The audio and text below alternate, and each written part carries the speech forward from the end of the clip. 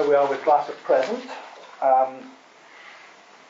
We're already providing lots of solutions in the decarbonisation arena. As mentioned, there was a visit not too long ago to St Helens to look at the work that's been done there in the name of glass contributing to that decarbonisation. I wish I could speak at better times for an industry that has worked so hard to find those solutions.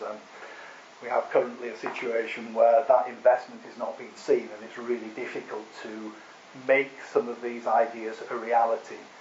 Having worked in research and development for many of my formative years in glass, seeing so many opportunities that never made it.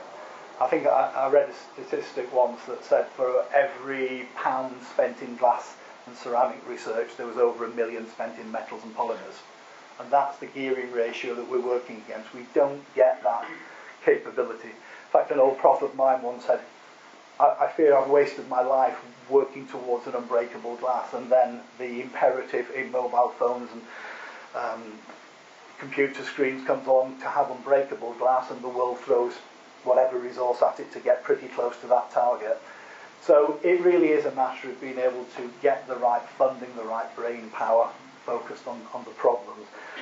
We've had great difficulty over the years, and I've seen so many of those opportunities that no one has actually picked up and made into a reality.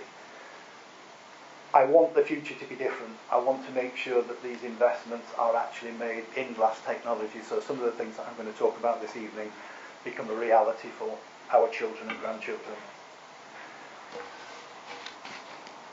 Of course, it would be remiss of me not to give mention to the standard forms of glass, not just those in windows, but those in beverage and food containments. It's really not well known just how that element of food packaging and beverage packaging contributes to reduction in global CO2.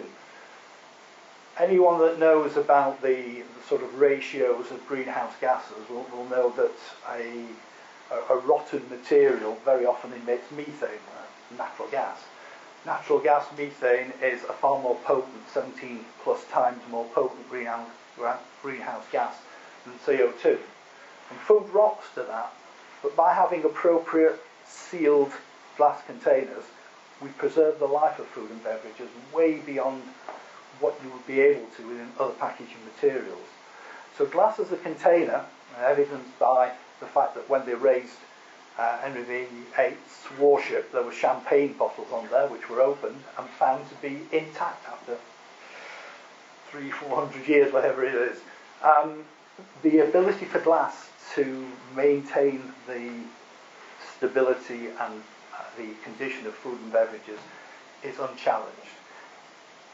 I am asked by the authorities in food and drink in the UK about on a 10-yearly basis to go down to their offices and explain where we are in terms of glass technology and food and beverage contact.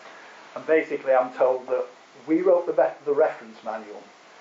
Food and beverage and pharmaceutical contact with glass is the ultimate benchmark. And every time I go down there with a sort of 10-year margin, I'm asked whether anything has displaced that, and we get to the point, glass is still the reference point for all food, beverage and medical contact materials. That's a hell of a pedigree.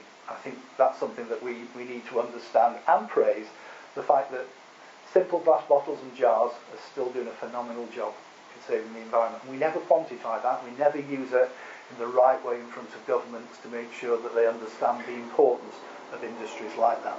But I felt necessary to give it a mention.